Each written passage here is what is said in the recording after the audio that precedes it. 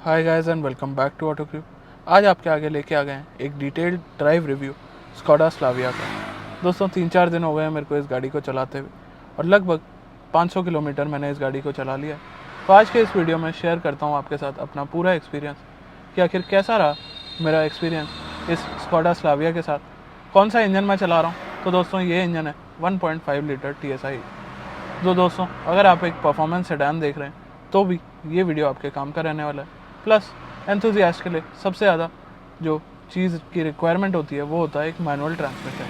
तो दोस्तों मैं चला रहा हूँ 6 speed manual transmission with 1.5 litre TSI engine. देखते हैं, आपको भी दिखाते हैं, बताते हैं एक एक एस्पेक्ट कि कैसी लगी मेरे को ये गाड़ी, कैसा रहा ओवरऑल एक्सपीरियंस और कहाँ कहाँ मैंने इसे ड्राइव करा। तो चलिए स्टार्ट करते हैं इस वीडियो को और आपको बताते हैं सभी एस्पेक्ट्स। चलिए दोस्तों स्टार्ट करते हैं इस वीडियो को अपने टिपिकल तरीके में, जैसे हम आपको सभी वीडियोस के बारे में बताते हैं, सभी गाड़ियों के बारे में बताते हैं। तो अर्गोनॉमिकली गाड़ी कैसी रखी गई है, तो यहाँ पे आप देख सकते हैं 10 इंच का टच स्क्रीन सिस्टम, जो कि अब तो आपको मिलेगा नहीं, चिप शॉर्टेज की वजह से अब 8 इंच का सिस्टम आ गया। वो पूरी तरह से मेरी रीच में है। बाकी स्टीयरिंग माउंटेड कंट्रोल तो यहाँ पे है ही। नीचे आ जाए तो ऑटोमेटिक क्लाइमेट कंट्रोल यहाँ पे दिया गया। बट दोस्तों इसमें एक इशू है, जैसे ही गियर चेंज करते हैं, आगे वाले जो गियर्स होते हैं फर्स्ट, थर्ड या फिर फिफ्थ, तो AC उससे टच कंट्रोल से हिल जाता है। उस वजह से थोड़ा सा अर्गोनॉमिक इशू मेरे को ये लगा। अदरवाइज़ यहाँ पे भी कोई दिक्कत नहीं है। नीचे आप देखेंगे तो वायरलेस चार्जर और फ़ोन के लिए जगह दे दी गई है। उसके अलावा यहाँ lock unlock, auto on off और वेंटिलेटेड सीट्स के बटन दिए गए हैं। ये चीज़ें भी रीच में हैं। और उसके अलावा यहाँ आप देखेंगे तो 12 वोल्ट सॉकेट, 2 कप होल्डर्स यहाँ पे दिए गए हैं और ये आर्मरेस्ट दिया गया है जो कि स्लाइडेबल है और स्टोरेज के साथ ये आता है। तो दोस्तों ये कुछ चीज़ें हैं अगर सेंटर कंसोल की बात करी जाए। प्लस स्टीयरिंग के पीछे आप देखेंगे तो लेफ्ट साइड में आपको मिलेगा इंडिकेटर और हेडलाइट स्विच और राइट साइड में मिलेंगे वाइपर कंट्रोल। तो ये चीज़ थोड़ी सी ऑड लग सकती है, बट जो लोग स्कोडा वॉक्सवैगन चलाते हैं उन्हें डेफिनेटली इस चीज़ की आदत है, क्योंकि शुरू से स्कोडा वॉक्सवैगन में ये चीज़ ऐसे ही रहती है। उसके अलावा दोस्तों स्पीडोमीटर आप 3 तरह से टॉगल कर सकते हैं और इसके कंट्रोल्स भी काफ़ी ईजी हैं। राइट साइड में दिए गए MID और स्पीडोमीटर रिलेटेड कंट्रोल्स। उसके अलावा यहाँ पे आ जाता हूँ ड्राइवर डोर पे, तो यहाँ पे ORVM एडजस्टमेंट और पावर विंडो कंट्रोल्स दे दिए गए हैं। तो दोस्तों अर्गोनॉमिकली सिर्फ एक इशू मेरे को यहाँ पे लगा, ये जो टच बेस्ड AC दिया गया है, ये अगर टच बेस्ड ना होता, नॉब सिस्टम होता, तो ऐसे बार बार AC टॉगल ना होता। उसके अलावा ऑटो AC है, तो आप ऑटो दबाएंगे तो ये चीज़ ईजीली एडजस्ट हो जाती है। और यहाँ पे आप देखेंगे तो केबिन लाइट के कंट्रोल्स हैं, सनरूफ के कंट्रोल्स हैं, IRVM पूरी तरह से एडजस्टमेंट ईजी रहती है। तो अर्गोनॉमिकली सिर्फ अगर आप AC के इशू को भूल जाएं, ये भी सिर्फ मैनुअल में दिक्कत देगा। अगर बाई चांस आप स्लाविया ऑटोमेटिक में कंसिडर कर रहे हैं तो आपके लिए ये भी एक दिक्कत नहीं रहने वाली है। तो ये चीज़ आप ध्यान दे सकते हैं अगर आप स्लाविया देख रहे हैं। उससे अलावा अब चलते हैं विजिबिलिटी के ऊपर। तो दोस्तों एक सेडान है और फुल साइज सेडान है, कोई कॉम्पैक्ट सेडान भी नहीं है। तो विजिबिलिटी के बारे में अगर आपको बताऊं तो बोनट आपको विजिबल नहीं होता है। उसके अलावा बात करें तो A पिलर्स अगर आप देखेंगे तो दोस्तों A पिलर ठीक ठाक साइज़ के हैं और जनरली गाड़ियों में इतने A पिलर तो होते ही हैं। तो या तो आप इसे कॉमन इशू बोल सकते हैं, हालांकि जो भी लोग गाड़ियाँ चलाते हैं उन्हें इस चीज़ की आदत होती है और एज सच ये आपके लिए कोई ऐसा मेजर इशू नहीं बनने वाला है कि A पिलर की वजह से आपको विजिबिलिटी कम मिल रही है। प्लस ORVMs की तरफ अगर आप नज़र डालेंगे तो ORVMs का साइज़ आपको वीडियो में और वैसे फिजिकली भी शायद थोड़ा छोटा लगे, बट जितना इनका काम है वो ये डेफिनेटली पूरा कर जाते हैं। दोस्तों गाड़ी पूरी तरह से स्लीक बनाने की कोशिश करी गई है, इसलिए IRVM वगैरह भी आपको थोड़ा स्लीक मिलेगा, बट जितना इनका काम है ये काम पूरा करके जाते हैं। तो उस चीज़ की आपको टेंशन लेने की ज़रूरत नहीं है। बाकी दोस्तों रेयर विजिबिलिटी की बात करूँ तो पूरा ग्लास इसमें कवर हो जाता है। हालांकि जो रेयर सीट पे 3 हेडरेस्ट दिए गए हैं वो अगर ऊपर की तरफ एडजस्ट किए होते हैं किसी ने अपने हाइट के हिसाब से, तो फिर वो यहाँ पे हिंड्रेंस बनते हैं। अदरवाइज़ आपको रेयर विजिबिलिटी में भी कोई इशू नहीं आएगा। प्लस इस सिस्टम में कैमरा वगैरह तो दिया ही गया है। तो दोस्तों अर्गोनॉमिक्स ऑल क्लियर एक इशू के साथ और विजिबिलिटी ऑल क्लियर। अब बात कर लेते हैं ड्राइविंग पोजीशन की और स्टीयरिंग एडजस्टमेंट, सीट एडजस्टमेंट वगैरह की। तो यहाँ पे आप देखेंगे स्टीयरिंग में दोनों ही तरह की एडजस्टमेंट दी गई हैं और सीट में भी आपको हाइट एडजस्टमेंट वगैरह सभी चीज़ें प्रोवाइड करा दी गई हैं। तो यहाँ पे आपको कोई दिक्कत परेशानी का सामना नहीं करना पड़ता। आपको आपकी आइडियल ड्राइविंग पोजीशन इजीली मिल जाने वाली है। बशर्ते ये दोस्तों आजकल SUVs का ज़माना है, और ज़्यादातर लोग सेडान प्रेफर नहीं करते हैं, तो मैं आपको सजेस्ट करूँगा कि एक बार सेडान्स की तरफ भी नज़र ज़रूर डालें। न्यू एज सेडान्स ही आई हैं अब मार्केट में। स्कोडा स्लाविया, वॉक्सवैगन वर्टस हो गई, होंडा सिटी, hyundai वर्ना और मारुति की सियाज तो काफ़ी टाइम से चली आ रही हैं और इनमें आपको ज़रूर कुछ नया देखने को मिलेगा जो आपको जाहिर सी बात है कि पसंद आने वाला है। चलिए, ये तो बात हो गई ergonomics, विजिबिलिटी की, ड्राइवर कंफर्ट की। ड्राइवर कंफर्ट में एक और एस्पेक्ट दोस्तों, ये सीट्स आप देख सकते हैं, लेदर सीट्स दी गई हैं जो कि परफोरेटेड है और वेंटिलेटेड सीट्स दी गई हैं। दोस्तों ये चीज़ काफ़ी अच्छा काम करती है। आज का टेम्परेचर आप देख सकते हैं 44.5 डिग्री सेल्सियस। तो दोस्तों इतने टेम्परेचर में वेंटिलेटेड सीट्स वाकई आपके डेफिनेटली काम आने वाली हैं और यहाँ पे आपको एक प्लस मिलेगा अगर बात करते हैं कॉम्पिटिटर्स से, क्योंकि सब गाड़ियों में ये ऑप्शन आपको देखने को नहीं मिलता है। चलिए, ये तो बात हो गई ड्राइवर्स कंफर्ट की। अब आ जाते हैं सीधा ड्राइवेबिलिटी पे। तो दोस्तों ड्राइवेबिलिटी में अगर बात करी जाए तो सबसे पहले बात करता हूँ इस गाड़ी के इंजन की। तो दोस्तों जो इंजन मैं चला रहा हूँ उसके बारे में वैसे तो अगर कोई एंथुजियास्ट इस वीडियो को देख रहा है तो उसे मुझे बताने की ज़रूरत नहीं है कि कितना काबिल ये इंजन है या कितना अच्छा परफॉर्म ये कर लेता है। बट स्टिल सभी लोग एंथुजियास्ट नहीं हैं, सभी लोग उतनी नॉलेज रखते नहीं हैं, या जब ज़रूरत होती है तो आप ऐसे नॉलेज ले लेते हैं। तो मैं आपको बता देता हूँ दोस्तों, इसके अंदर लगा हुआ है एक 1.5 लीटर का TSI engine with active cylinder technology और ये इंजन आपको प्रोवाइड कराता है लगभग 150 PS की पावर और साथ ही 250 Nm का टॉर्क। अब दोस्तों एक पेट्रोल इंजन के हिसाब से जो कि 1500 सीसी का है, 4 सिलेंडर है और एक्टिव सिलेंडर टेक्नोलॉजी क्या है उसकी भी बात करेंगे तो पावर आउटपुट काफ़ी ज़्यादा अच्छे हैं। जनरली अगर आप एक 1500 सीसी का इंजन देखेंगे जो कि टर्बो नहीं है तो उसमें आपको मिलती है 105-110 PS की पावर और टर्बो के साथ भी ट्यूनिंग कैसी करी गई है वो बहुत बड़ा मैटर होता है। ऐसा नहीं है कि आपको 150 हॉर्स पावर दे दी तो वो इंजन अच्छा हो गया। दोस्तों ड्राइवेबिलिटी बनती है कि कैसा रिस्पॉन्स करता है इंजन, उसे ट्रांसमिशन कैसा सपोर्ट करता है, प्लस इंडियन रोड के हिसाब से सस्पेंशन सेटअप कैसा बैलेंस किया गया है। ये सभी चीज़ें मिल के एक गाड़ी की ड्राइवेबिलिटी को अच्छा बनाते हैं, बेहतर बनाते हैं। तो ओवरऑल इंजन अगर आप एक परफॉर्मेंस सेडान देख रहे हैं तो दोस्तों इससे ज़्यादा पावर वाली और इससे ज़्यादा रिस्पॉन्स वाली कोई सेडान इंडियन मार्केट में अवेलेबल नहीं है। जी हाँ दोस्तों, डेफिनेटली अगर आपको एक अच्छे पावर वाली सेडान चाहिए या आपको सेडान का शौक़ है प्लस अच्छी परफॉर्मेंस तो सबको ही रिक्वायर्ड होती है और आपका बजट अलाउ करता है तो डेफिनेटली मैं आपको सजेस्ट करूँगा कि आप इस इंजन की तरफ एक बार टेस्ट ड्राइव करके देखें। आपको अपने आप ये गाड़ी समझ आ जाएगी, पसंद आ जाएगी। दोस्तों उसके बाद एक बहुत बड़ा प्लस पॉइंट जो सिर्फ स्कोडा स्लाविया के साथ आपको देखने को मिलता है। जनरली जितनी भी गाड़ियाँ होती हैं वॉक्सवैगन स्कोडा ग्रुप की जो इस इंजन के साथ आती हैं वो सिर्फ ऑटोमेटिक ऑप्शन के साथ आती है। ये वन एंड ओनली गाड़ी है जो इस इंजन के साथ आपको मैनुअल ट्रांसमिशन दे रही है। हालांकि आपको स्लाविया में ज़रूर ऑप्शन देखने को मिल जाता है और टाइगन में भी कहीं ना कहीं ऑप्शन अवेलेबल कराया जाता है। बट दोस्तों जहाँ बात आती है सेडान्स की तो वॉक्सवैगन ने रिसेंटली लॉन्च करी है वर्टस, उसके अंदर तक 1.5 इंजन के साथ ये मैनुअल का ऑप्शन नहीं है। तो दोस्तों मैनुअल चलाने वाले जानते हैं कि मैनुअल का मज़ा क्या होता है और उस हिसाब से भी ये गाड़ी आपको पसंद आने वाली है। चलिए, ये तो बात हो गई इंजन की। अब जब इंजन पावर अच्छी है दोस्तों 0 to 100 गाड़ी लगभग 9.5-10 सेकेंड में कर लेती है। मैंने एग्जैक्ट टाइमिंग नोट नहीं करे हैं बट दोस्तों जब आपको चलाते हैं जो पावर आपको फील होती है, एड्रेनलिन रश जैसे बोलते हैं, वो डेफिनेटली आपको पसंद आने वाला है। अब दोस्तों हॉर्न का यूज़ करना पड़ गया मेरे को और अचानक से याद आ गया दोस्तों वॉक्सवैगन स्कोडा में जितनी भी गाड़ियाँ आज तक मैंने चलाई हैं हॉर्न इसका मेरे को बिल्कुल पसंद नहीं आया। बाकी गाड़ियों में जो लोअर सेगमेंट की हैं या एंट्री लेवल अगर पोलो की भी बात करते हैं तो उसमें भी इससे अच्छा हॉर्न मेरे को देखने को मिलता था। तो दोस्तों हॉर्न डेफिनेटली आप चाहें तो इम्प्रूव करा सकते हैं आफ्टर मार्केट में। उसके अलावा दोस्तों इंजन की बात हो गई थी तो ब्रेक्स की बात करना काफ़ी ज़्यादा ज़रूरी है। तो दोस्तों मेरे हिसाब से यहाँ पे ब्रेक्स अच्छी हैं, ठीक ठाक हैं, अपना काम कर जाती हैं। बट दोस्तों अगर 1.5 इंजन के साथ ऑल 4 डिस्क ब्रेक्स दे दी जाती तो एक बेहतर रिस्पॉन्स निकल के आ सकता था। हालांकि ये नहीं कह रहा हूँ कि ब्रेक्स आपको कहीं से भी लेट डाउन करती हैं, बट दोस्तों जितनी बेहतर ब्रेकिंग होती है उतना बेहतर आप एक गाड़ी का मज़ा ले सकते हैं। और यहाँ पे मेरे को लग रहा है कि अगर ऑल 4 डिस्क ब्रेक्स होती तो थोड़ा सा और बेहतर तरीके से मैं ऐसे ड्राइव कर सकता था विद कॉन्फिडेंस।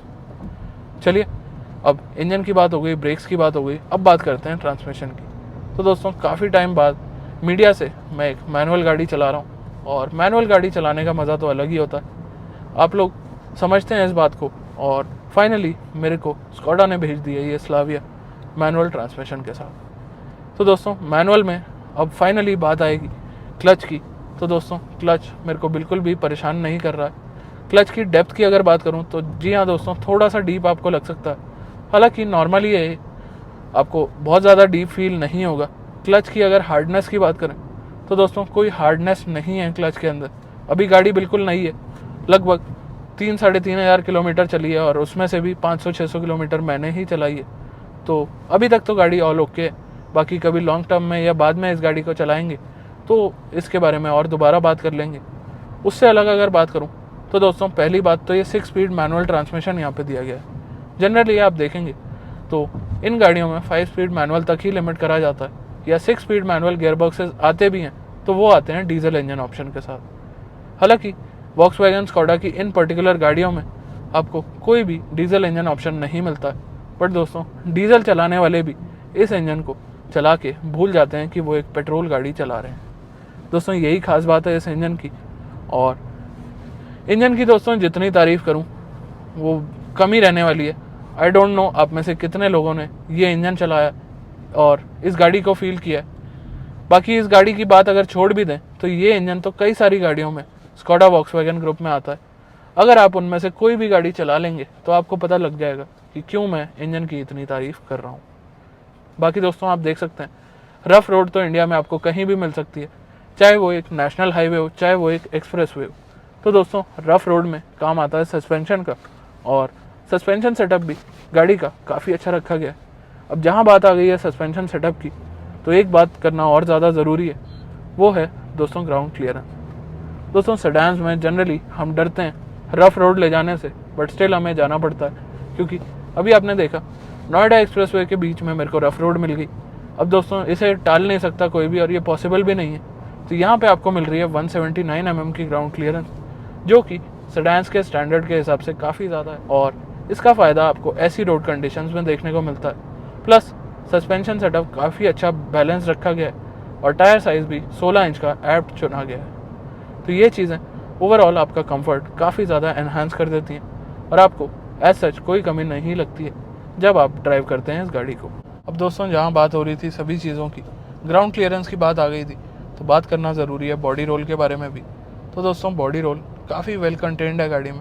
हालांकि इतनी लंबी एक गाड़ी है, 4541 mm की लेंथ है, तो यानी कि 4.5 मीटर के आसपास हो गया। उस हिसाब से आपको बॉडी रोल हल्का फुल्का लगेगा, बट जो सेडान चलाते हैं वो इस चीज़ से ना डरते हैं और ना इसे माइंड करते हैं। 80 क्रॉस करते ही आपको स्पीड लिमिट का अलर्ट आ जाता है, और 120 क्रॉस करते ही कांस्टेंट बीप ये गाड़ी करने लग जाती है। बाकी दोस्तों इन स्पीड से ज़्यादा गाड़ी को चलाना भी नहीं चाहिए, रिकमेंडेड भी नहीं रहता है।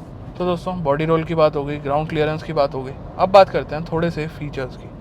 तो दोस्तों ओवरऑल डैशबोर्ड आपको कैसा लग रहा है ये ज़रूर बताइएगा। मेरे को पर्सनली ये काफ़ी पसंद आया, और ये जो सिस्टम दिया गया है दोस्तों काफ़ी वेल लोडेड है फीचर्स के साथ, और गाड़ी में सेफ्टी रिलेटेड भी काफ़ी सारे फीचर हैं। हालांकि एक चीज़ है जो आजकल काफ़ी कॉमन हो रही है, बट स्कोडा वॉक्सवैगन ने अपनी इस पर्टिकुलर गाड़ी में वो छोड़ दी है, वो है ड्राइविंग मोड्स।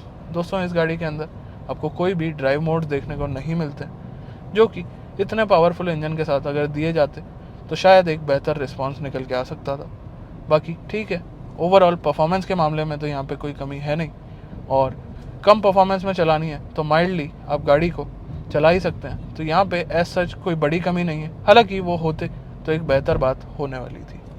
चलिए अब हम आ गए हैं ग्रेटर नोएडा, और बात करते हैं बाकी चीज़ों की। तो ये स्पीडोमीटर की अगर बात करें तो दोस्तों ये 3 तरह से आप इसे एडजस्ट कर सकते हैं। पहला आप देख रहे हैं जिसमें आपको RPMs और डिजिटल स्पीड दिखाई दे रही है।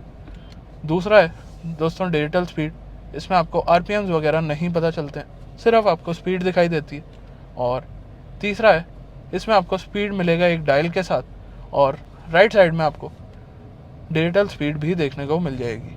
प्लस लेफ्ट साइड में अगर बात करें तो गियर शिफ्ट इंडिकेटर आपको प्रोवाइडेड है। दोस्तों ये 3 मीटर ऑप्शंस है। पर्सनली जो मेरा फेवरेट है इस गाड़ी के साथ वो है ये RPMs वाला, क्योंकि जब आप इस गाड़ी को पुल करते हैं और RPMs एकदम से राइज होते हैं तब इसी मीटर के साथ सबसे ज़्यादा मज़ा आता है। बाकी दोस्तों परफॉर्मेंस के बारे में तो क्या ही कहने हैं इस गाड़ी के, और उससे अलग बात करते हैं NVH लेवल्स की। तो दोस्तों RPM मीटर आपके सामने, और अब कोशिश करता हूँ कि आपको दिखा दूँ इसके NVH लेवल्स। तो यहाँ पे आप नोट करिएगा 3rd गियर में 2000 RPM पे तो कोई ख़ास नॉइज़ मेरे को परेशान नहीं कर रही है। अब RPM बढ़ा देते हैं। तो दोस्तों 3000 RPM पे इंजन की एक स्पोर्टी नॉइज़ अंदर केबिन में कन्वर्ट हो रही, और यहाँ आप देखेंगे तो लगभग 3500 RPM पे मैं इस टाइम हूँ, और काफ़ी ज़्यादा नॉइज़ आ जाती है। बट दोस्तों जो भी इंजन की नॉइज़ है, एक तो काफ़ी ज़्यादा रिफाइंड है, प्लस एक स्पोर्टियर नोट पे है, तो ये नॉइज़ अगर आप एक एंथुजियास्ट हैं तो आपको परेशान नहीं करेगी। प्लस अगर आप एक गाने सुनने वाले इंसान हैं, जो गाने सुनने का शौक़ रखते हैं, तो स्कॉडा साउंड के फीचर्स इसमें दिए गए हैं, स्पीकर्स इसमें दिए गए हैं, तो दोस्तों वहाँ पे भी आपको असिस्ट करेंगे इसके स्पीकर्स, और आपको परेशानी नहीं लगेगी इसकी नॉइज़ के अंदर। बाकी दोस्तों अब आप नोट करिएगा स्पीडोमीटर को। तो दोस्तों कैसा पिकअप लेती है ये गाड़ी, तो ये आपके सामने है 4000 RPM, 5000 RPM, और दोस्तों गियर शिफ्ट काफ़ी ज़्यादा स्मूथ है, और गाड़ी एकदम से स्पीड कैच कर जाती है। अब दोस्तों माइल्डली चलाते हैं गाड़ी को ताकि आपको नॉइज़ आए कम। NVH लेवल्स की बात कर लेता हूँ अपने पर्सपेक्टिव के हिसाब से। तो दोस्तों 3-3500 RPM के बाद आपको कहीं ना कहीं नॉइज़ हो सकता है परेशान करें, नो मैटर आप एंथुजियास्ट हैं या नहीं हैं। तो दोस्तों वैसे भी जनरली जब हम अपनी गाड़ियाँ चलाते हैं तो 3-3500 RPM से पहले गियर चेंज कर लेते हैं, तो वो एक मेजर इशू यहाँ नहीं बनने वाला है। वाइब्रेशन की बात करूँ तो दोस्तों ये शायद पहला ऐसा पेट्रोल इंजन होगा जो रिफाइनमेंट के मामले में मेरे को 1% भी ऐसा नहीं लगा कि कोई पॉइंट आपको बताना चाहिए या बताना पड़ेगा। दोस्तों काफ़ी ज़्यादा वेल रिफाइंड ये इंजन है, और वाइब्रेशन के लेवल्स बिल्कुल -0 अगर मैं बोल सकता तो मैं -0 बोल देता। उसके अलावा हार्शनेस, अब दोस्तों जब इतनी रिफाइनमेंट मैं आपको इस इंजन की बता रहा हूँ तो हार्शनेस के बारे में तो क्या ही बोलूँ, बाकी आप खुद टेस्ट ड्राइव कर सकते हैं, आपको पता लग जाएगा। इसमें जो दूसरा इंजन ऑप्शन आता है दोस्तों वो है 1 लीटर का TSI। वो इंजन 3 सिलेंडर है, उसकी भी बात कभी और करेंगे जब उस गाड़ी को डिटेल में चलाएंगे। तो दोस्तों उसमें हो सकता है थोड़ी बहुत वाइब्रेशन लेवल्स हो, क्योंकि 3 सिलेंडर और 4 सिलेंडर में तो फ़र्क होता ही है। बाकी बात करते हैं एक्टिव सिलेंडर टेक्नोलॉजी की। तो दोस्तों ये क्या काम करती है, कैसे काम करती है, और क्यों इसकी ज़रूरत है, तो ये आपको बता देता हूँ। दोस्तों इस गाड़ी के अंदर जब आप एक कांस्टेंट स्पीड पे हाईवेज़ पे चल रहे होते हैं और गाड़ी सेंस करती है कि उस पर ज़्यादा लोड नहीं पड़ रहा है, वो राइट गियर में, राइट RPM कॉम्बिनेशंस में, तो 2 सिलेंडर इस गाड़ी के डीएक्टिवेट कर देती है ये गाड़ी अपने आप, और 2 सिलेंडर मोड पे ये गाड़ी चलती है। दोस्तों उससे फ़ायदा क्या होता है कि इस इंजन के साथ भी आप एक बहुत अच्छी बेहतरीन माइलेज निकाल सकते हैं। अब दोस्तों जहाँ माइलेज की बात हो ही रही है तो माइलेज का एस्पेक्ट आपको बता देता हूँ।